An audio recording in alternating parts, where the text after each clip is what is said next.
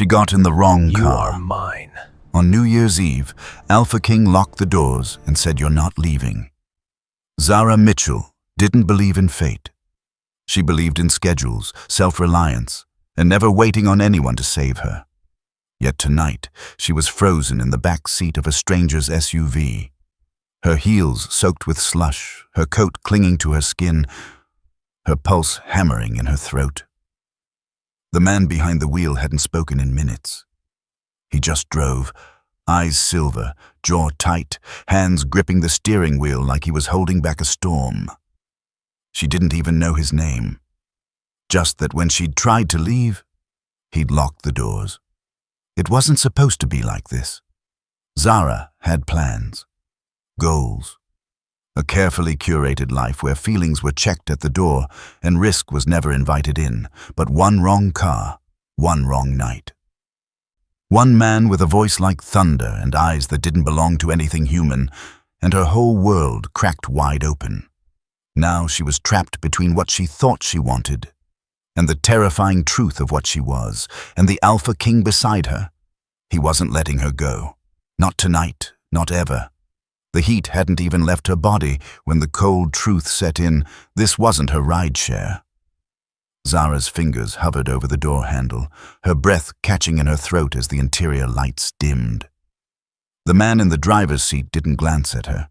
He simply stared straight ahead, knuckles tight around the wheel, his profile cut like it had been carved from marble in shadows. "I'm sorry," she said quickly, trying to keep her voice light. "Wrong car. My bad. I'll just..." Click. The doors locked. She froze. Her eyes snapped to his. Not quite silver, not quite gray, like moonlight trapped in storm clouds. His voice came quiet, almost casual. "You're not leaving." Her heartbeat thudded in her ears. "Excuse me?" He turned then, slowly, deliberately. Up close, he was even more unnerving, calm in the way predators were before they pounced. "You got in for a reason," he said. "Don't pretend it was an accident." Panic started to claw at her throat.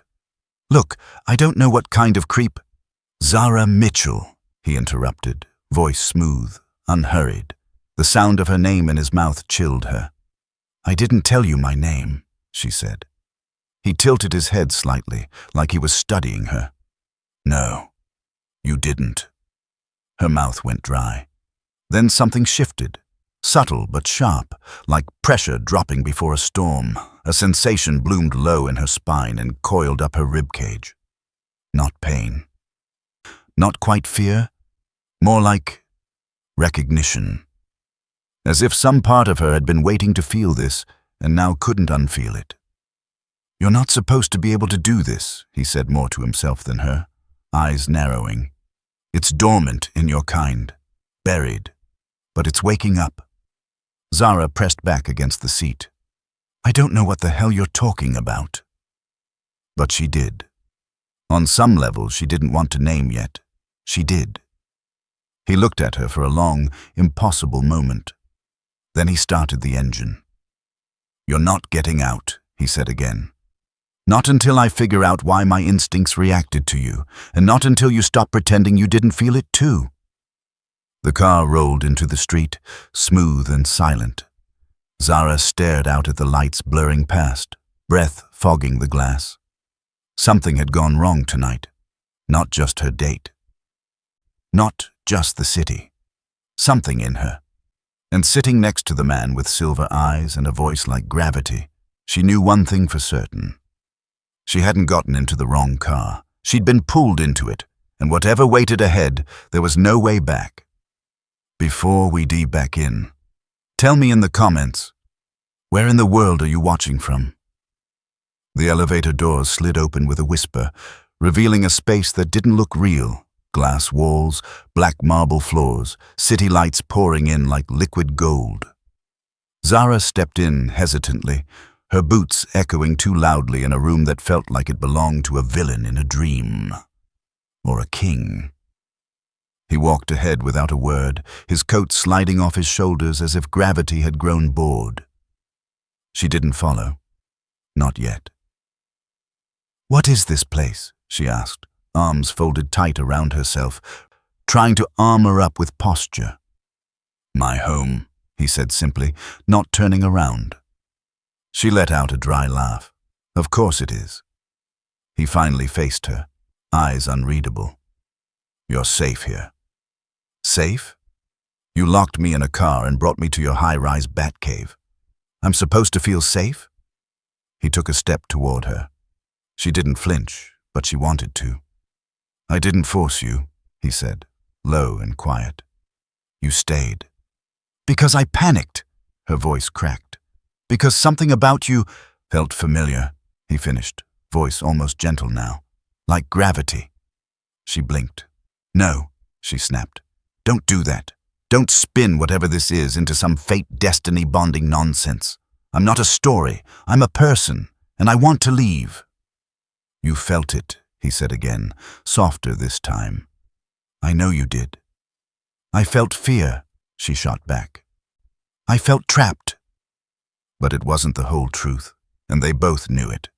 It wasn't just fear that made her breath catch when he looked at her like that.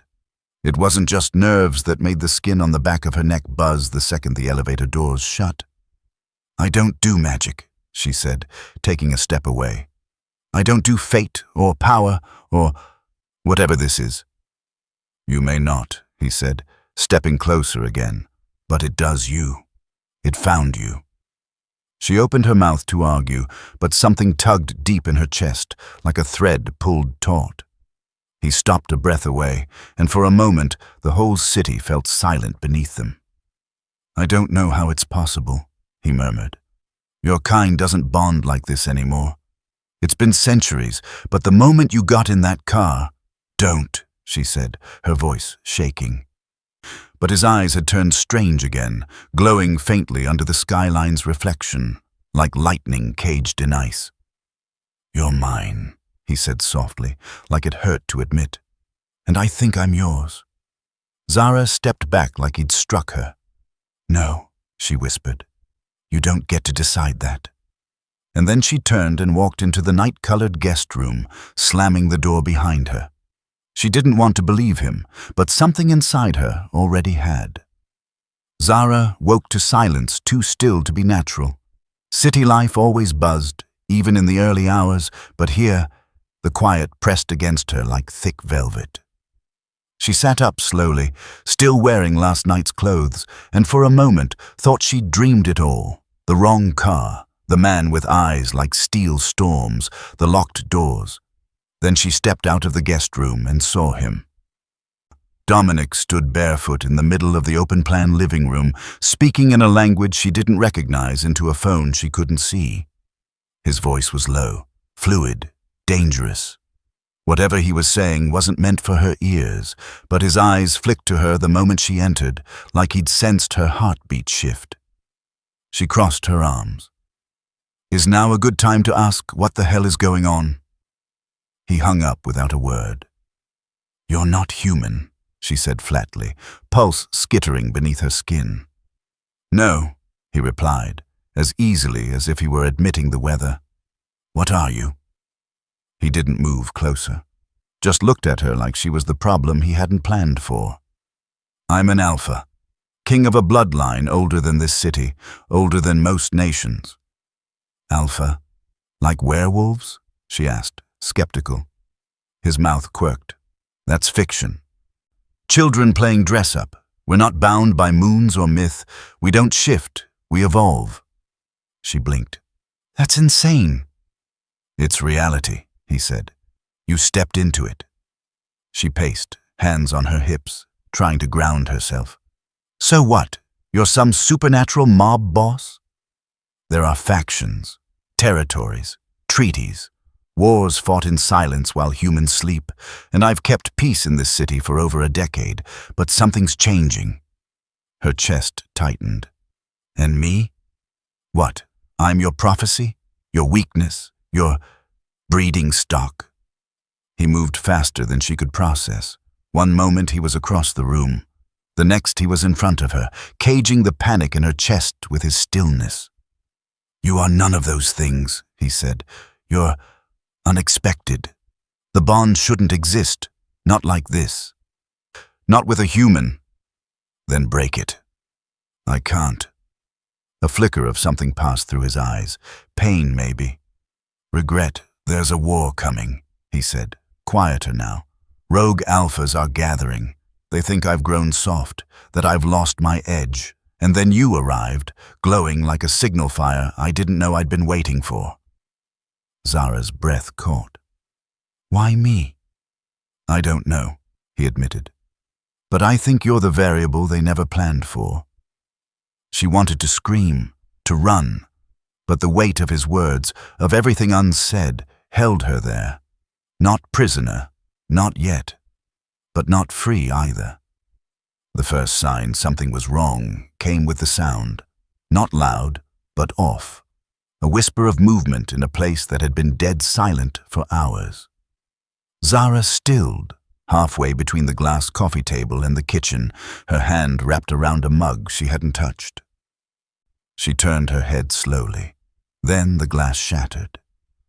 A shadow crashed through the floor-to-ceiling window, black-clad and fast. Zara screamed and dropped, the mug smashing against the marble. Another figure followed, then another. 3, 4. They moved like smoke, but the threat was solid. Weapons gleamed silver in their hands. Her body reacted before her mind caught up. Heat bursting behind her ribs, a pressure building in her spine like lightning trying to claw its way out. They lunged.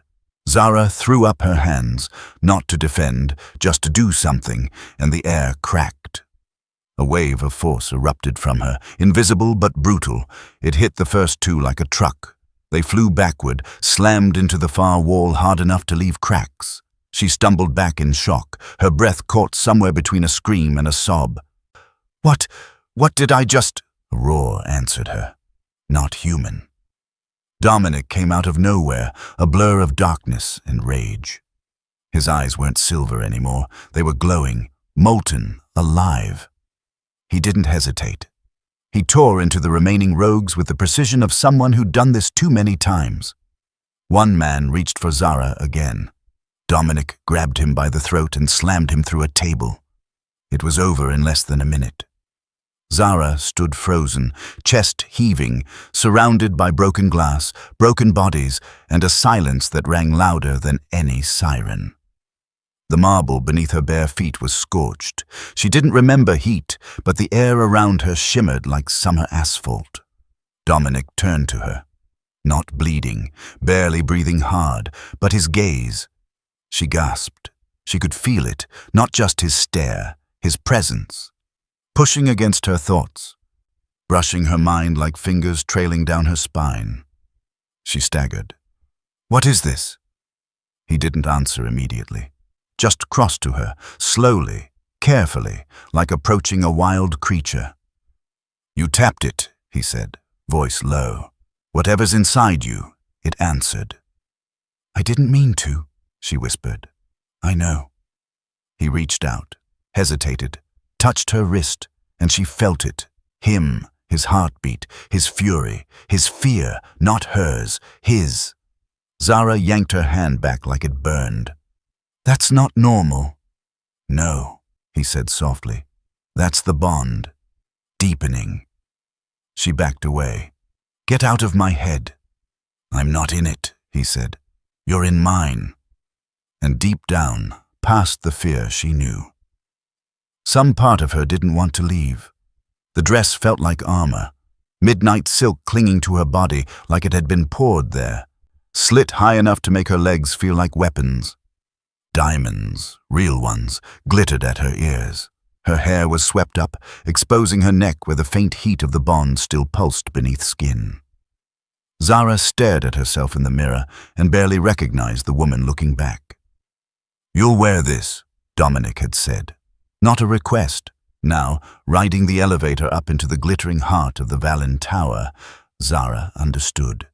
She wasn't being escorted to a party. She was being unveiled. The ballroom was carved from glass and wealth. Crystal chandeliers, champagne towers, faces too beautiful to be fully human. Every eye turned when they entered. Dominic didn't slow. His hand rested on the small of her back, proprietary and unshakable. "They're all alphas," he murmured in her ear. "Every last one. And tonight, you're the story they didn't expect." She kept her head high. Zara felt their curiosity like heat. Some smiled too sharply, some recoiled. A few watched her like prey. Her heart pounded, but she never let it show. She wasn't just standing beside him, she was standing with him. A woman in emerald silk approached, eyes glittering with old malice. "So it's true," she said smoothly. "The king has found his little anomaly." Dominic didn't flinch. "She's not an anomaly. She's mine." 2 words. The entire room changed. Allies shifted. Enemies stiffened. Someone whispered her name. Then Zara felt it, that flicker in her chest, that static before a lightning strike. Her breath caught. Dominic felt it too. "Get ready." It happened fast. Too fast for anyone human to follow. A server moved the wrong way. A security detail vanished. Then something, lunged for her from the crowd. Zara turned on instinct. Her hand lifted. The chandelier above exploded, raining light and glass. Scream followed. The attacker never reached her. Dominic was already there. The next moments were blur and violence, suits and silk colliding with claws and blood. Zara stood in the center of it all, untouched, her body thrumming with something wild and ancient. She didn't run, didn't scream. She stood. When it ended, the room was chaos, but she was still on her feet. Dominic looked at her, covered in blood that wasn't his. "You didn't hesitate." Zara met his eyes. "You brought me here as bait." "No," he said. "I brought you here so they'd see what you are." "And what's that?" He stepped closer, hand curling around hers. "Not a queen in waiting. A queen already." She didn't pull away. Didn't look down, and for the first time since she got in his car, Zara believed it. The night air sliced against her skin like a blade. One moment she'd been standing beside Dominic, the world watching her rise. The next, everything fractured. Hands, voices, darkness. She hadn't even seen who grabbed her. Zara's head throbbed as she blinked into the dim interior of a moving vehicle. The SUV smelled of leather and gunmetal, but it wasn't Dominic's. Her wrists were zip-tied, her ankle throbbed where someone had yanked her too hard. 2 men sat in front, silent, armed. She was being taken, and not by just anyone. Finally awake. The voice came from beside her, low, mocking, familiar in the worst way. A man leaned forward, face half lit by the dashboard glow. Handsome, in that polished, soulless way, his smile held no warmth. "I thought the king would have picked someone more impressive," he said. Zara didn't answer, wouldn't give him the satisfaction. "Dominic has a weakness now," he continued, "and you're going to help me end him." "You think I'll help you?" she spat. He leaned closer. "Oh, you already have. You gave him something to lose." The SUV took a sharp turn. Snow streaked across the windows. City lights fell behind them. Her heartbeat pounded in her throat. Dominic won't let this stand. He would come, but that's what scared her, that he'd walk straight into a trap and die because of her. The man beside her, a rogue alpha, pulled something silver from his coat. A knife, not ornate, not ceremonial, functional, meant to kill. "We needed a weapon to get close," he said, eyes gleaming. "Turns out the king chose one for us." "You think you can control me?" she hissed. "I don't have to," he said. "He'll come for you, and when he does, silver ends him, and you'll feel every second of it through the bond." The SUV slowed, tires crunching on gravel. A warehouse loomed in the dark, edges lined with snow and secrets. Zara was yanked from the seat, dragged across frozen concrete. The rogue's men didn't speak, didn't hesitate. They thought she was helpless. Good. Inside, she was shoved into a metal chair, tied again. Cold seeped into her bones, but something warmer pulsed beneath her skin. Deep, electric, awake. That same buried energy Dominic kept talking about. Maybe she couldn't wait for him to save her. Maybe she had to save herself first. Zara closed her eyes, slowed her breathing, and reached for the burn rising in her chest. If she failed, Dominic would die, and she'd feel it kill him. She had one chance. 30 minutes, maybe less. The clock was ticking. The warehouse walls trembled before they shattered. Zara barely had time to flinch before steel and concrete exploded inward in a roar of sound and fury.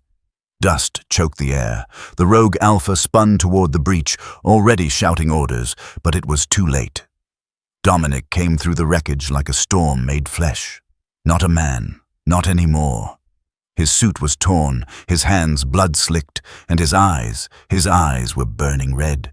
Twin coals of rage and something deeper, something ancient. His power rolled through the space like a second heartbeat, thick and electric. The men who dared to move died before their weapons cleared their holsters. One step, two. The first rogue flew backward, spine snapping against a pillar. The second screamed, cut short. Zara couldn't breathe. She'd never seen him like this. She wasn't sure anyone had. And still, through it all, his gaze found her, chained, bloodied, but alive. Something in his expression cracked. Then the rogue Alpha stepped forward, dragging a blade across Zara's arm. Not deep, but enough. Dominic howled. The room collapsed around them. Zara felt the bond flare, sharp, wild, blinding. She gasped as something inside her cracked open. The light she'd felt building for days finally surged to the surface. She screamed, and it answered. Power exploded outward from her skin. Raw, blinding. It slammed into the rogue with the force of a hurricane. He flew back, hit the wall, and crumpled, unconscious or worse. The lights burst, sparks rained. The remaining men scrambled like rats from fire. Zara was on her knees, the world tilting, the warehouse pulsing with her heartbeat. Dominic was beside her a second later, tearing through her bindings with shaking hands, whispering her name like a prayer and a curse. His fingers touched her face, too gentle for what he'd just done. "You're hurt," he said, voice rough. "So are you," she whispered back. He pulled her close, and for a moment there was nothing but them, blood, dust, breath. "You came," she said. "Of course I did." Her eyes fluttered, her body trembled. That power, it had taken something with it. "Don't pass out," he murmured. "Stay with me, please."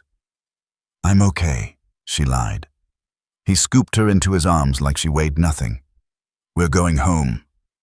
As he carried her through the wreckage, past the bodies, the broken walls, the ruin he'd become to get her back, Zara leaned her head against his chest. And even through the haze of exhaustion and blood, she whispered what neither of them had dared to say until now. "I felt you, even before you got here." His hold tightened, his voice broke. "I know." The city was quiet beneath them, a sea of lights flickering against the glass walls of Dominic's penthouse. Zara stood barefoot on cold marble, wrapped in one of his shirts, the collar brushing her collarbone where the bond still throbbed faintly under skin. Behind her, he was silent. No orders, no demands, just waiting. "I thought you'd lock the doors again," she said without turning. Her voice sounded calmer than she felt. "I would," he answered softly, "but not this time." She turned. Dominic stood near the hearth, shirtless. Bandages stretched across his ribs where silver had torn through him.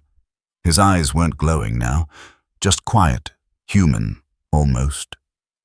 "I can have you driven anywhere," he said. "New identity, clean start. No one will touch you, no one will know." Her heart twisted. "And if I stay?" The air shifted. He didn't move, but something in him did. "Then you accept the mark, the life, the war." His voice was steady, but she could feel the fracture underneath. You'll never be invisible again, but you'll never be safe either. She crossed the floor slowly. And you? I'll have you, he said. But you'll have all of me.